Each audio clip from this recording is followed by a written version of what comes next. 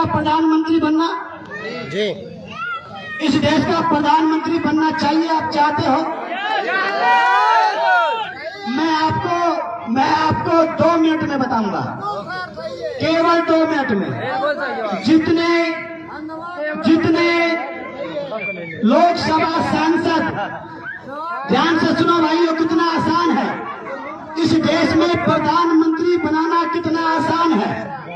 जितने सांसद आज समाजवादी पार्टी के पास हैं, अगर इतने सांसद बहुजन समाज पार्टी के पास होते तो बताओ इस देश का प्रधानमंत्री कौन होता? क्या होता? जो कहते थे अब की बार 400 पार कहते थे, उनको 200 पार करनी मुश्किल हो गई और सम्मानित साथियों 240 पे रुक गए। और इतने सांसद अगर बहन कुमारी मायावती जी के पास होते तो हम कहते कि हम नीतीश कुमार और नायडू नहीं हैं, हम काशीराम समर्थन देने वाले नहीं हैं। हमको समर्थन दो और इस देश का प्रधानमंत्री बनाओ। तो वो क्या कहते? नहीं बनाएंगे। यही तो कहते कि भाई हम अपनी परिपाटी नहीं तोड़ेंगे, इस देश पे एससी को, दलित को, ओबीसी को पीएम नहीं बनाएंगे। यही तो करते। ये सुनो बेटे, यही तो करते। तो बहन कुमारी मायावती फिर क्या कहती? सुनो भाई बीजेपी के लोगों, समर्थन दो और हमारा प्रधानमंत्री बीएसपी का तो होगा, लेकिन चमार नहीं होगा, कोई पासी होगा, कोई धोबी होगा, कोई धानुक होगा, कोई खटीक होगा, क्योंकि उसके सांसद हमारे पास होते आर.के. चौधरी, इंद्रजीत सरोज। वो फिर क्या करते? वो फिर भी समर्थन नहीं देते ना, क्यों जी? फिर वो समर्थन हो सकता नहीं देते। तो एक मैसेज जाता कि ये लोग ऐसे समाज के लोगों को प्रधानमंत्री नहीं देखना चाहते। तो साहब फिर हम क्या कहते?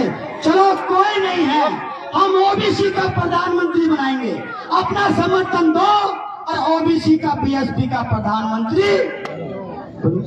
ये तब भी समर्थन नहीं देते तो इस देश के एससी, एसटी और ओबीसी बीजेपी के खिलाफ उसी समय हो जाते कि ये हमको प्रधानमंत्री देखना नहीं चाहते।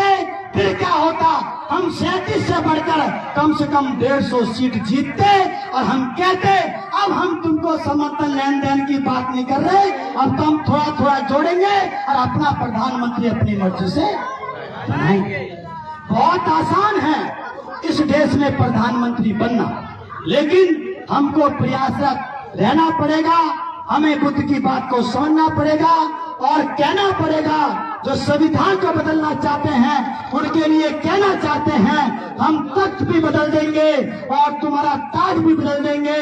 अरे तुम ये संविधान क्या बदलोगे, उससे पहले हम तुम्हारी सरकार ही बदल देंगे। ज्यादा दिन चलने वाले नहीं है। विद्वानों ने कहा है ज्यादा दिन तक आप किसी को मूर्ख नहीं बना सकते, इसलिए सच्चाई परेशान हो सकती है लेकिन पराजित नहीं हो सकती।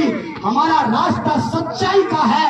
हमने भोजन कॉन्सेप्ट को तैयार किया है और इस देश का प्रधानमंत्री बनाने से पहले मरने वाले हम लोग नहीं हैं। हम तो कहते रहते हैं कि एक तरफ मेरा भीम था और दूसरी तरफ पे दुश्मन दुनिया सारी थी, लेकिन मेरे बाबा साहब का वो कुछ ना बिगाड़ सके क्योंकि बाबा साहब की कलम दुश्मन की तलवार पर भारी थी।